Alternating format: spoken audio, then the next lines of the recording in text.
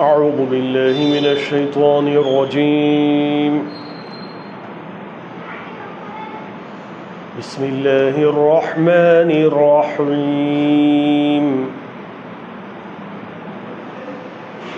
سبح لله ما في السماوات وما في الأرض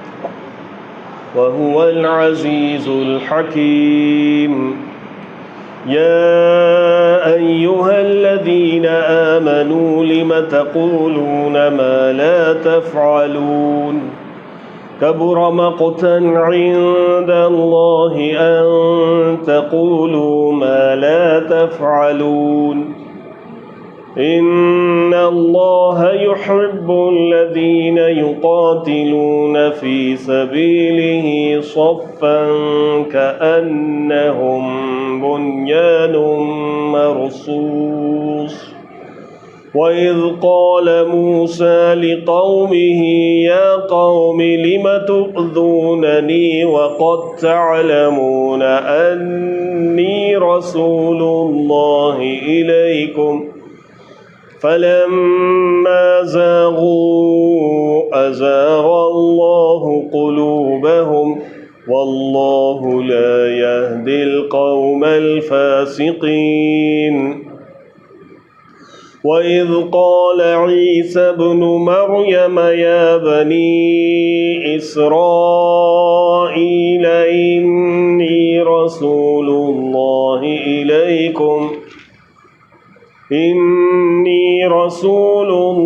إليكم مصدقا لما بين يدي من التوراة ومبشرا برسول يأتي من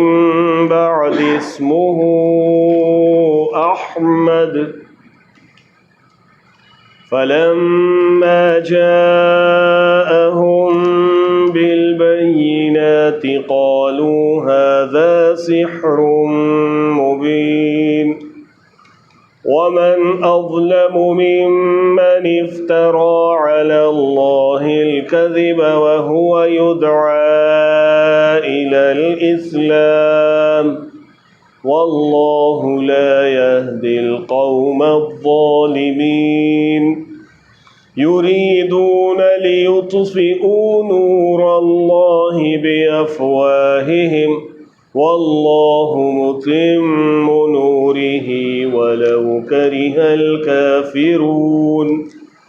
هو الذي أرسل رسوله بالهدى ودين الحق ليظهره على الدين كله ولو كره المشركون يا أيها الذين آمنوا هل أدلكم على تجارة تنجيكم من عذاب أليم تؤمنون بالله ورسوله وتجاهدون في سبيل الله بأموالكم وأنفسكم ذلكم خير لكم إن كنتم تعلمون صدق الله العظيم सूरह सफ़ की इब्तदाई 11 आयतें पढ़ी गई। अल्लाह के नाम से जो बेइंतहा मेहरबान और रहम वाला है। अल्लाह की तस्बीह की है हर उस चीज़ ने जो आसमानों और ज़मीन में है और वो गालिब और हकीम है। ऐ लोगो जो ईमान लाए हो, तुम क्यों वो बात कहते हो जो करते नहीं हो। अल्लाह के नज़दीक ये सख्त नापसंदीदा हरकत है कि तुम कहो वो बात जो करते नहीं। अल्लाह को तो पसंद वो लोग हैं जो उसकी राह में इस तरह सफ़ बस्ता होकर लड़ते हैं गोया कि वो एक सीसा पिलाई हुई दीवार हैं। और याद करो मूसा अलैहिस्सलाम की वो बात जो उसने अपनी कौम से कही थी कि ऐ मेरी कौम के लोगों, तुम क्यों मुझे अज़ियत देते हो, हालांकि तुम खूब जानते हो कि मैं तुम्हारी तरफ अल्लाह का भेजा हुआ रसूल हूँ। फिर जब उन्होंने टेढ़ इख्तियार की तो अल्लाह ने भी उनके दिल टेढ़े कर दिए। अल्लाह फासिकों को ہدایت نہیں دیتا۔ اور یاد کرو عیسیٰ ابن مریم کی وہ بات جو اس نے کہی تھی کہ اے بنی اسرائیل، میں تمہاری طرف اللہ کا بھیجا ہوا رسول ہوں، تصدیق کرنے والا ہوں تورات کی جو مجھ سے پہلے آئی ہوئی موجود ہے، اور بشارت دینے والا ہوں ایک رسول کی جو میرے بعد آئے گا جس کا نام احمد ہوگا۔ مگر جب وہ ان کے پاس کھلی کھلی نشانیاں لے کر آیا تو انہوں نے کہا یہ تو صریح دھوکہ ہے۔ اب بھلا اس شخص سے بڑا ظالم اور کون ہوگا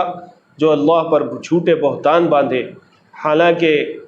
اسے اسلام اللہ کے آگے سر اطاعت جھکا دینے کی دعوت دی جا رہی ہو۔